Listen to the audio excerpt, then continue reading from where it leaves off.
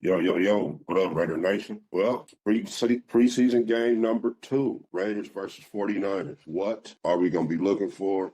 Plus, they had a joint practice with the 49ers, something that I thought hurt them last year, not having any joint practices with NFL teams. But anyway, before we get all the way into it, please go ahead and like, share, subscribe, smash the notification button, the little bell, so you'll know when I drop the videos.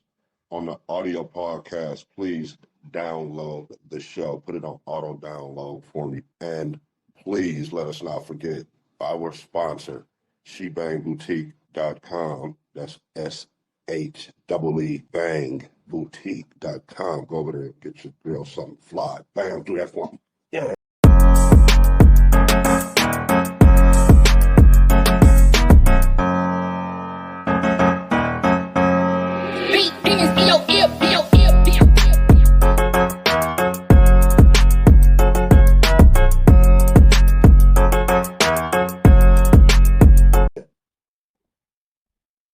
All right, so joint practice yesterday, Raiders 49ers. It was some good and some bad, from what I understand. The Raiders put a lot of balls on the ground, which is never good. Whether they were dropping the passes or catching them and then getting them knocked out, it was not good. And then, they had some redemptive plays later on in the practice session, and it ended up being a decent practice.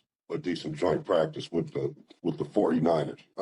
I'm thinking, so most of the drops was Trey Tucker. He had like 3 to 4 drops. He had the dropsies. All right. And I'm thinking, so remember what I was saying about the body catching and falling. And then combine that with how everybody had been kind of raving about him in this year's training camp, saying that he was doing so well. That Chip Kelly was featuring him, and he was all over the place making plays. As soon as we get against some real dudes, another team, right, he go to, doing that, man, the dropping the ball and all that. So he is not that guy, all right?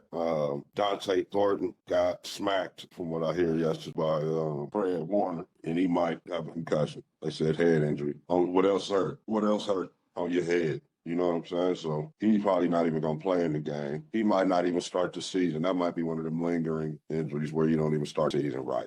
He done messed around and got popped as a rook out there on some introduction to the shit in joint practice. So that brings me to the Raiders, the report that the Raiders are attached to Tyreek Hill and trading for him. And I'm listening to the show with Lincoln and your boy Q and Chantel. And Chantel made the Miami Dolphins getting Mike Mayer. And I don't think it's Mike Mayer for Tyreek Hill straight up, but for whatever reason, they didn't even let her finish. They didn't even, man, that's crazy. They didn't even let her propose the trade. They didn't even let her finish, saying what the trade was going to be. As soon as she mentioned Michael Mayer, they both was like, oh, no. Okay, so now you could not like Tyreek Hill, okay? I'm cool for whatever reasons or whatever you got for not wanting him to be on the Raiders. But what is the, oh, no, we can't trade him with the Michael Mayer dude, bro? Sometimes you so-called experts, and I know Lincoln played, so I ain't really saying, I ain't talking about you per se, but you too on this one. You guys get attached to guys, man. I guess you see stuff in practice or whatever, and you think a guy is going to be that guy, or because of what he was in college, y'all think the guy is going to be that guy. All the guys like him or whatever, so y'all think guy is going to be that guy. We don't necessarily have to trade for Tyreek Hill. Man, Michael Mayer, not losing Michael Mayer better not be the reason. You feel me? Can take Tyreek's contract and, absorb down into the salary cap, which they could do. If they are down to do that, then trade for him, man, because what has Michael Mayer done? Let's cut the crap. Let's cut the cap. Let's cut the shenanigans. Y'all be all jocking this dude like he done did something out there on the field that's been like, oh my goodness, yeah, we can't trade him. But please. So I'm just saying, don't let that be the reason. If the rook is a little bit dinged up, it's going to start the season behind schedule. It's going to start to miss practices to where he's going to be behind. If Trey Tucker is going to be dropping the football, right? Why not get a reliable guy, man? You guys get attached to these players for no reason, right? Yeah, let Thornton learn from Tyreek. Like Tyreek right now, I think he's about to make 27 mil, or that's his cap hit, right now. He's 31. If the Raiders signed him and gave him a new deal, they could make it like a 3-year, $5 million, and with last year a void year, and a practical 2-year for 70 mil. It'd be 32 and 33 years old, and they could do that, man. All I'm saying is, don't let not trading Michael Mayer be the reason you don't get Tyreek Hill, if that's what it really is. Now, we don't want him because of all of the other failed free agents that came to the Raiders. Well, there's been a lot of positive or great free agents that end up coming to the Raiders as well. Just we tend to dwell on the bad ones, right? We got lots of guys that came over and end up balling. Like we didn't draft Tyrone Wheatley and Charlie Garner, right? We didn't draft Jerry Rice, right? There's a lot of guys. We didn't draft we didn't draft Mike Haynes, right? A lot of people considered him and Lester that dynamic duo two of the greatest corners of all time. It's not let alone greatest Raider corners of all time, Brown with Charles Woodson. The Stork, Ted Hendricks, we didn't draft him. These are guys we got in free agency. These are guys that end up signing with the Raider or traded or whatever. So it has worked out before. We didn't draft Richie Gang, man. We didn't draft Woodson, right? The safety playing for us, not Charles. It's a lot of guys that did work out. That's my point. That's my point. So let's not worry about what happened with A and this dude Christian Wilkins and Javon Walker and Randy Moss, Warren Sapp, the cats that what they came over here and did. We not gonna, we not gonna worry about that. We gonna look at the ones that were good, compare them to that. So I'm saying, man, all those little tunnel screens, all that little Chip Kelly stuff, man, that needs that speed guy and that take it off the top, man. Here's the guy. You want to talk about his attitude and all that? I heard somebody talking about his baby mama. That's that hater talk, bro. You know what I'm saying? Leave that out of it, bro. The only reason we know about that is because he's a football player. Right? If he was a stockbroker or something, we wouldn't know anything about his business, right? Like those guys don't have issues with baby mamas or whatever. And that, to see a black journalist uphold some of them stereotypes or whatever, man, is sad. It's disheartening. It's not funny either. Some guys thinking they funny or whatever by saying that. Oh, what if he has baby mama drama? Man, why are you worried about that? You want to have a baby by him? You married to one of his baby mamas or something? You mad? Why, man? If something happening, dudes be worried about the wrong thing, man. If you really worried about winning, you know what I'm saying? You would quickly be ready to get rid of a Michael Mayer for Tyreek Hill. Man, stop playing. Anyway, a little bit upsetting. Then I hear some, cats talking about pump the brakes on Ashton. He might be a Trent Richardson type. So that's true, okay? That's your opinion. But I'm gonna, because he played for Boise and all that shit. That's what they're trying to downrate Boise, even though they went to the college football playoff, right? They was trying to downrate Boise. Anyway, I'm gonna go out on a limb and say that he ain't no Trent Richardson, man. That's what you don't have to worry about. Just how hard he works with the trainer, Ronnie Braxton, and the stuff he was saying about him, man. No way, this guy is a Trent Richardson. Now, yeah, there's a little hype around him. And he might not be a Hall of Fame player yet or whatever, may not even ever make the Hall of Fame. But he'll have a better career than Trent Richardson, I guarantee you that. I can almost guarantee you. But barring injury, he's not that guy. He's not Trent Richardson. And speaking of speaking of not that guy, Trey Tucker is not that guy. And we need to just face that. And with the young fella getting busted up, he might need to strong consider trading this dude, Michael Mayer, man, and bringing in Tyreek, man. That's just how I see it anyway. I already passed that. So, yeah, Jeanty is no Trent Richardson. That's just a little something I want to say. Make sure you understand that. So, recently had a chance to listen to former Raider Richie Incognito. Gave us some insight about the O-line situation, the JPJ, the Jordan Meredith. So, clearly what's going on is JPJ is the bigger, stronger, more aggressive guy of the two, of Meredith and JPJ, right? Meredith plays with excellent technique. This is Incognito talking. And I could play the clip, but I'm not going to play the clip. I'm going to just paraphrase what he was saying because I feel him and I understand where he's coming from. So just imagine Meredith plays with great technique, right? One of those type of guys that does everything right, steps, calls,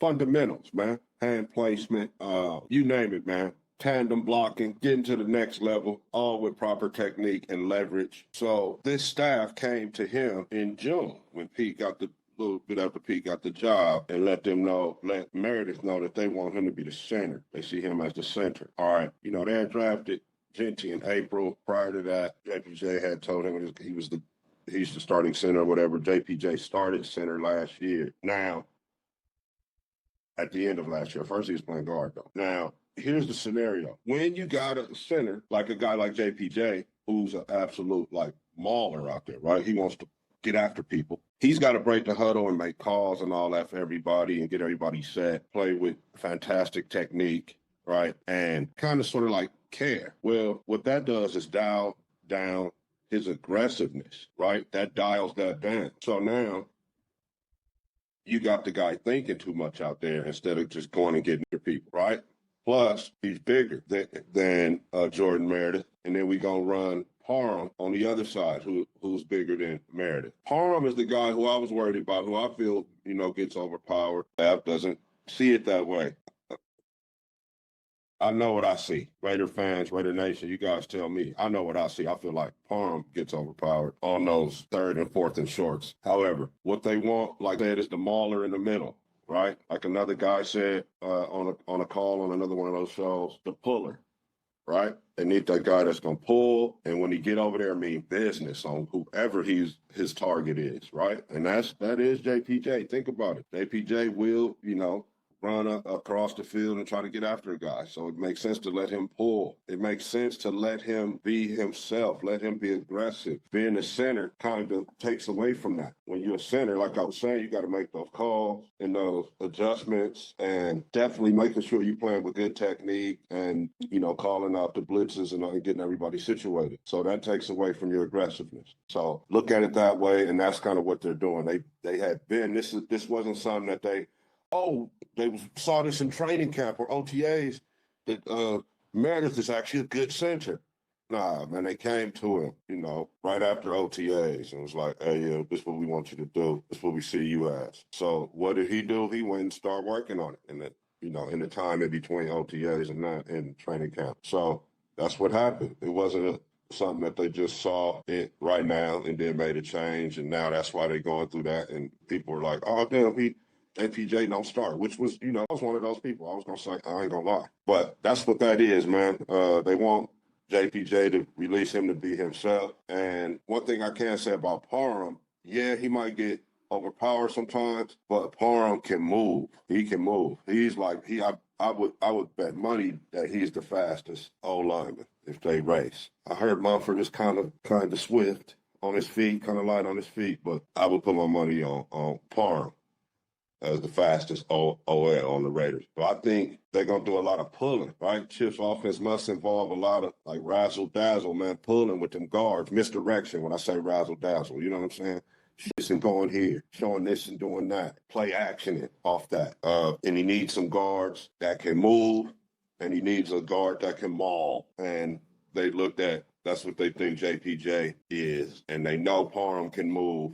And then they got the technician at center who can make all the calls and all that. And then Glaze and Miller. So I think that's going to be the O-line, man. And that's what they're thinking. Now, the guy, Collin Johnson, I end up seeing, I think he's like a 4 or 5 year veteran, right? Colin Johnson, 17 for the Raiders. He's going to need to continue to develop. I'm just looking him up here because I want to say he's been in the league 5 years. And for whatever reason, really hasn't caught on. Yeah, 27 years old. So he's been in the league for a few years. He's a veteran out of Stanford. His NFL career, 31 receptions, 394 yards down. So, it looks like Jacksonville drafted him in the 5th round in 2020, which was like the COVID year, right? That was like a weird year. Then he spent 21, 22 with the Giants, 23 and 24 with the Bears. So hasn't really caught on, I guess, for whatever reason. Only 31 receptions. To me, he looks like a decent player, a player that can make a roster and add some to your wide receiver room. He's a big target.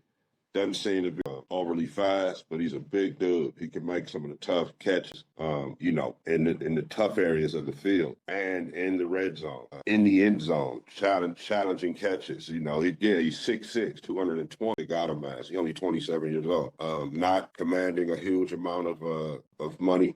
Not to say that he anything about money, but I'm just saying that's where he's at. So I'm looking for him in the game versus the Niners. Didn't hear anything really about him in the joint practice, but with Thornton a little banged up, don't think he's going to go at all. And then with, Trey Tucker kind of like not being that guy, I like to see, this guy as a veteran wide receiver kind of step up in the game against the Niners tomorrow and solidify a roster spot for himself. He's not going to win. He's not fast, so he's not going to win the roster spot with quickness, but overall play, blocking down tough catches, and having that awareness and that tremendous catch rate has been a big target for Geno. So he's a guy that I'm looking for to do something. But mostly, again, the game against the 49ers, man, I'm looking O-line, D-line, right? We just spent the whole, segment and a half on the O-line and who we think is going to start and all that. All right, so double down on that. That's what we're looking for in the game against the Niners. Now, over to the defensive line. So before, I was saying the Seahawks, in my opinion, kind of made our defensive line look a little light in the rear end, right? You know what the term is. There's a little light in the ass, right? So I looked at it. Max is 255, Malcolm is 243, and the two tackles, Jonah and Adam Beasley. Jonah's 6'5", 289. So he's tall and kind of stretched out 289. Then Adam Beasley, they got him listed at 6'4", 301. But he's just tipping the scale over 300, barely. He probably wakes up 298, 299 some days, right? Depends on what he had the day before. And he's 6'4", kind of tall in there. And then, you got E-Rob and Pratt and White, but, these guys are all over, they're all about 240 pounds or more playing linebacker. But they're not going to be in there all the time because really only going to be playing two backers a lot of the time. And then one of these guys might be Jamal Adams. So you got one 240-pound guy, and then you got a 212 pound, 213-pound guy in Adams. A little bit back further in the defense, Chin is a big guy, 220. IPM is not small, 6'3", 200, over 200-pound guy, but that's at the back end by now. And it's just a little light in the surname. Just a light in the rear end, bro. Sorry. We need to develop Tank Booker and J.J. Pegues as soon as possible. We also need to entertain, and I love Jonah, but we need a little more stoutness, right? So Thomas Booker, the guy that we got for Jakobi Bennett from Philly, a little more compact at 6'3", 301, right, compared to Jonah's 6'5", 289. So Jonah's a little more stretched out. So I think they should. And Pete Carroll said Booker is fighting for a starting job. He's competing for a starting job. They use that word all the time, competing. But yeah, since he got over here, he's been given a chance, Pete. And I think we may want to look at starting him over Jonah, using Jonah for depth, more of a pass rushing D tackle along with Tyree Wilson. When they know it's going to be a pass, you might want to put those guys in the interior and get after it. But to be stout up the middle a little bit better against the run, man, from what I see, they need to develop J.J. Pegues, 6'2", 325, and Anthony Tank Booker, 6'4", 347. These dudes are huge, right? Just massive humans where it's tough to just get them out of a gap. It's tough. You understand? You get them, they take that gap and a half, and it's tough to get them off of there. And coach them up right, teach them, and they need to start getting some playing time, man, because this 255, 289, 301, and 243, that's not going to get it, man, across the front. This is the National Football League. We need a little bit more stoutness in there, like the other teams have. Go look it up. Other teams out in there. We need the Pegueses and the Bookers, both Bookers. So that's what I'm going to be looking for. O-line, D-line play to improve. So therefore, Jeanty will get off a little bit more. They're going to play the starters a little longer, I believe, because this is the second preseason game. It used to be where in the third game, they would really give the starters a real simulation of week one and then sit them down in week 4 of the preseason and get ready to prepare for that that week's opponent. But they only have 3 preseason games now. So now the game 2 is that game. So they're gonna get the guys let them get good lathered up, right? They might even make them come out for halftime and play a series and then go on and shut it down. So we're gonna see a lot of the guys, I feel like, tomorrow. So what I want to see is good upfront play, man. No on defense with the run. And on O-line, making some decent lanes in Mostert and the guys. That's really all I'm looking for. I think are solid. We just got to figure out Jamal Adams as a DB, like 5 good DBs, man, 6 really, because I believe D-Cam is better. I feel like the DBs are going to be all right, man. We don't need to bring in any DBs. The linebackers are, we got enough talent there. Up front, where we got to get situated on defense, where we got to get situated on offense. Oh, yeah, I'm still advocating for a 3-year, $1 million deal for Jakobi Myers, 2-year, $34 million with an out for the team. Go ahead and get him signed up. His total contract was worth $33 million the last time. So if he could get 2 years, 34, that would be significant raise for him. Give the team out, or they can run it back and for the 3rd year at the same ticket, or a little bit more, 50, something around, 51, 55 for 3, 1 void year. So I don't see any reason why not to bring Tyreek Hill in, get him signed up to the deal I talked about. Now you talking about winning, bro. Tyreek Hill, Jakobi Myers, Gino to get that rock to, man. And then the rookies, Bash and Thornton, and they're going to be ready. That's where I'm at with it, man. Want to see those things in the game against the Niners. Don't really care about that. I will say you don't want to be getting with your frontline guys in there. I understand it's going to be a vanilla game plan, but you don't want to be getting just manhandled with your frontline guys, no matter what the game plan is. So that's what I'm going to be looking for. Remember, I got to keep it 1,000 wild with myself so I can keep it 1,000 wild with y'all. We're not going to sugarcoat anything this year. We're going to see what we're going to see. What we see, we're going to report what we see.